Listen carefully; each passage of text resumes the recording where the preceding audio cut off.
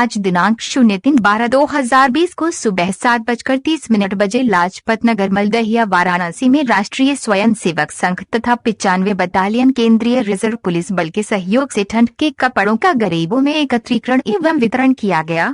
इस कार्यक्रम के मुख्य अतिथि Narendra Pal Singh, PMG, commandant 95 battalion केंद्रीय रिजर्व बल थे। उन्होंने इस अवसर पर सभी को संबोधित करते हुए कहा कि ठंड के मौसम ने इस बार दस्तक दे दी है। जैसे जैसे समय बीतेगा ठंड और बढ़ेगी। हमें इस बात के लिए तैयार रहना होगा कि इस बार सर्दी से किसी जरूरतमंद की जान गर्म कपड़ों के कारण न जाए। इसके लिए हमें केवल सरकार से उम्मीद नहीं करनी और न ही सिर्फ उन पर निर्भर रहना है। केंद्र व राज्य सरकार ठंड से बचाव के लिए इस बार अथक प्रयास करते हुए गरीबों व जरूरतमंद लोगों के लिए तमाम सुविधाओं की व्यवस्था करती है, लेकिन इसके बाद भी हर साल ठंड से देश भर में अनेक लोगों की असमय मृत्यु हो जाती है। इसका कारण यह है कि या तो वो सरकार की सुविधाएं उन तक पहुंच नहीं पाती या फिर वे लोग उन सुविधाओं तक नहीं पहुंच पाते। कड़ाके की ठंड में हर रोज हमें ये सूचना प्राप्त होती है कि ठंडी से इतने लोगों की मौत सुविधाओं के नहीं होने कारण हो गई, लेकिन इस बार हम ऐसी किसी भी प्रकार की सूचना नहीं चाहते। कोरोना काल से उपजी स्थिति के कारण ये संकट और भी गहरा हो सकता है।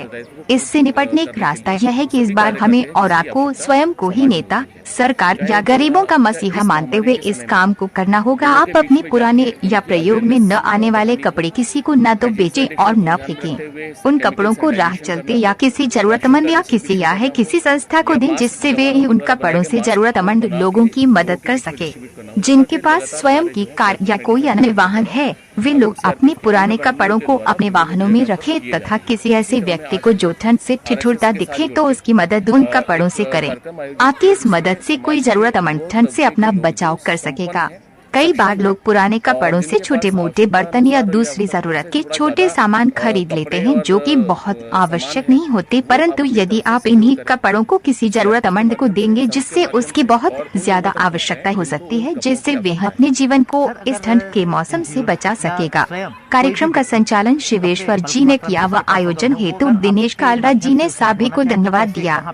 इस कार्यक्रम में कोरोना से बचाव हेतु CRPF के द्वारा लाजपत नगर कॉलोनी व आसपास के इलाके को सोडियम हाइपोक्लोराइट के घोल से भी विसंक्रमित किया गया एवं कार्यक्रम के दौरान सामाजिक दूरी का पूर्ण रूप से पालन किया गया।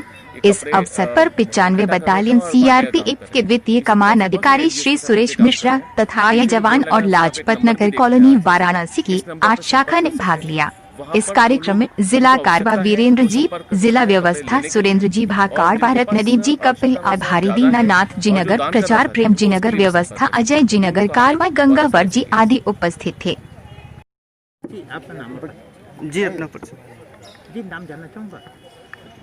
मेरा नाम वीरेंद्र कुमार।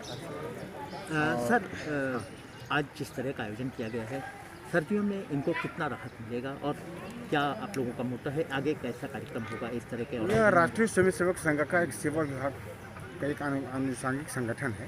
ये सर्वत्र भारत में ये अपना काम उनकी तरफ से होता रहता है।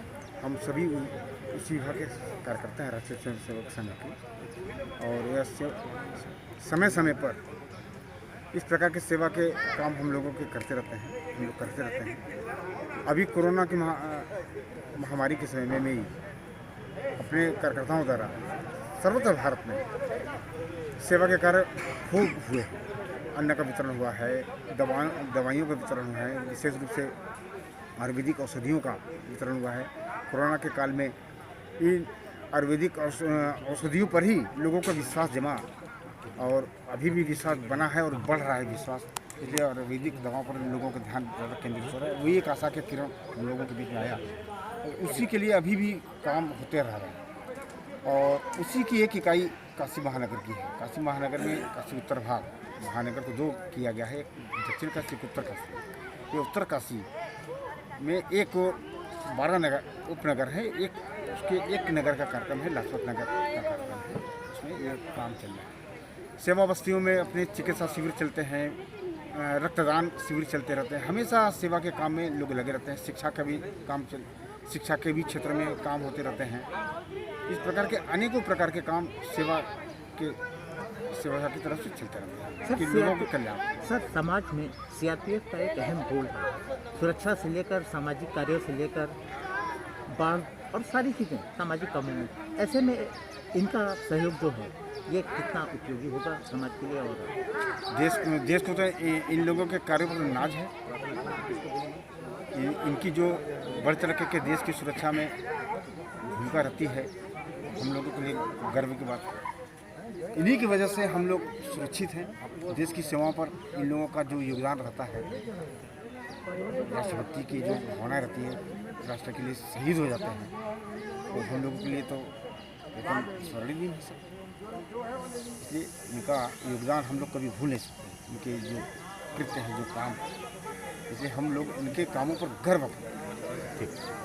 मेरा नाम नरेंद्र पाल सिंह है। मैं कमांडिंग 95 बटालियन सीआरपीएफ वाराणसी में, जो कि काशी विश्वनाथ टेम्पल, ज्ञानवापी मस्जिद और हाई कोर्ट लखनऊ के हाई कोर्ट इलाहाबाद के लखनऊ बेंच की सिक्योरिटी के लिए था। सर, सीमाओं पे आपके जवान मुस्तैदी से हम सबकी रक्षा करते हैं, ऐसे में सामाजिक कार्यों में बढ़ चढ़ के आपकी भागीदारी रहती है, कितना आनंद की अनुभूति होती है? देखिए, सीआरपीएफ को जो प्राइम रिस्पॉन्सिबिलिटी है, अपना ड्यूटी तो 100% परफॉर्म करना है। सीआरपीएफ पूरे देश में अलग अलग ड्यूटीज़ परफॉर्म कर रही है। उस ड्यूटी के परफॉर्मेंस के साथ साथ समाज के प्रति जो हमारे दायित्व हैं, उनकी पूर्ति करने के लिए हम लोग विभिन्न प्रकार के कार्य कर रहे हैं। उसी क्रम में जो भी एनजीओज़ हमारे साथ जुड़ना चाहते हैं, या जो भी सरकारी या गैर सरकारी संस्थाएं जो हमारे साथ जुड़ना चाहती हैं, हमारा सहयोग चाहती हैं, उनका सहयोग भी हम लोग लेते हैं और साथ में उनके साथ जुड़ के समाज के प्रति अपने सामाजिक उत्तरदायित्व को पूर्ण करने के लिए वो सभी कार्य करते हैं जिसकी आवश्यकता समाज में होती है। चाहे वो कोरोना का इस महामारी के समय में लोगों के बीच में जाके उनकी अवेयरनेस बढ़ानी हो, हाइजीन सैनिटेशन को ध्यान में रखते हुए केमिकल सैनिटाइजेशन करना हो, राशन का डिस्ट्रीब्यूशन करना हो, या मास्क जवानों के द्वारा बनाए गए मास्क को बना के लोगों के बीच में डिस्ट्रीब्यूट करना हो। इस प्रकार के लगातार कार्य जो है सीआरपीएफ 95 बटालियन के द्वारा एवं सीआरपीएफ की अन्य वाहिनियों के द्वारा विभिन्न जगह पर किए जा रहे हैं। उसी क्रम में आज हम लोग आरएसएस के साथ जुड़ के एक कार्यक्रम आयोजित किया, जिसमें समाज के वो तबके के लोग जो संपन्न हैं, सक्षम हैं और जिनके पास आवश्यकता अनुसार या आवश्यकता से थोड़ा ज़्यादा कपड़े और सामान है, वो अपनी तरफ से सहयोग करें सीआरपीएफ के माध्यम से, संघ के माध्यम से, और उन लोगों तक पहुंचाएं जिनको उन कपड़ों की आवश्यकता है। सर, अगर एनजीओ या स्वयं कोई भी व्यक्ति कपड़े बल्क मात्रा में जिसके पास अगर हो, वो अगर आपके माध्यम से उसे बंटवाना चाहे तो कैसे, कहाँ पे कैसे संपर्क करें? सीआरपीएफ 95 बटालियन का एक कंट्रोल रूम का नंबर है। इसके अलावा मेरे जो अलग अलग एनजीओज़ के साथ मिलकर जो हम लोग काम कर रहे हैं, जैसे आपने आज देखा कि आज हम लोग आरएसएस के साथ मिलकर ये कपड़े इकट्ठा करने का और बांटने का काम कर रहे हैं। इसी प्रकार से बहुत सारे एनजीओज़ के साथ मिलकर काम कर रहे हैं। पीछे जो बोर्ड लगा है उसमें आप एक नंबर भी देख रहे हैं आरएसएस का, इस नंबर पर संपर्क कर सकते हैं। वहाँ पर जो लोग जिनको आवश्यकता है वो संपर्क कर सकता है कपड़े लेने के लिए, और जिनके पास आवश्यकता अनुसार ज़्यादा है और जो दान करना चाहते हैं वो उसके लिए भी संपर्क कर सकते हैं। तो दोनों कार्य बहुत आसानी से किए जा सकते हैं।